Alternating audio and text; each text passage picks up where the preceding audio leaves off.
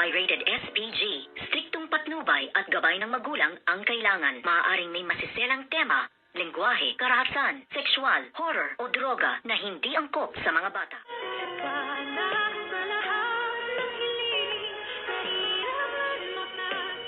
Good morning and welcome sa aking munting channel. At dito nga ay dinalaw nga nitong si Miss Giselle Tanyag at ni Doc RJ itong si Moira sa correctional para lamang asarin.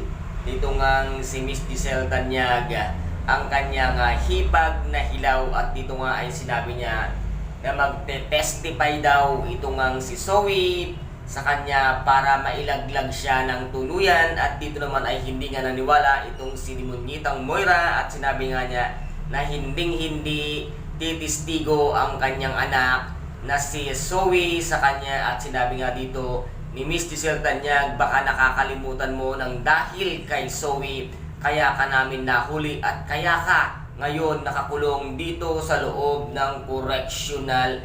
At dito naman ay gulat na gulat nga itong si Demonyitang Moira sa mga sinabi nga nitong si Miss Giselle Tanyag sa kanya. At sinabi nga niya dito na hindi ka makakalabas at makakalaya sa loob ng kulungan dahil gagawin niya ang lahat at gagawin niya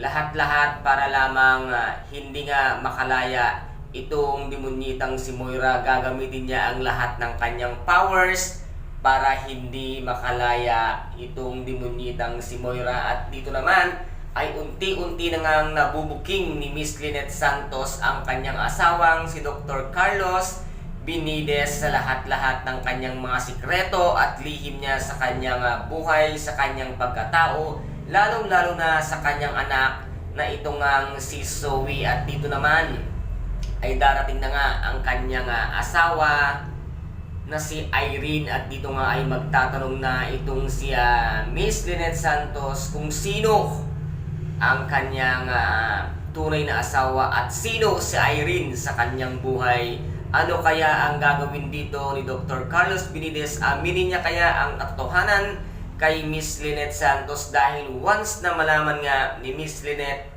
Santos ang katotohanan sa pagkatao ni Doc Carlos Binides, ay tuluyan niya na itong iiwan at lilisanin dahil nga napakasinungaling ng kanyang pinakasalan na si Dr. Carlos Binides na tinuturing niyang asawa, na ngayon ay ibang-iba na ang pagkakaugali nito dahil nga napakarami palang sikreto at lihim na itinatago sa kanya. Guys, ito po ang ating pakaabangan dito nga sa Abot Kamay na pangarap na kung saan ay napaka-intense at napaka-exciting ng bawat kaganapan. At kung nagustuhan po ninyo ang aking videos for today, paki-subscribe na lamang po ng aking channel, paki-like and share para maging update kayo sa lahat ng gagawin kong videos. Maraming salamat po.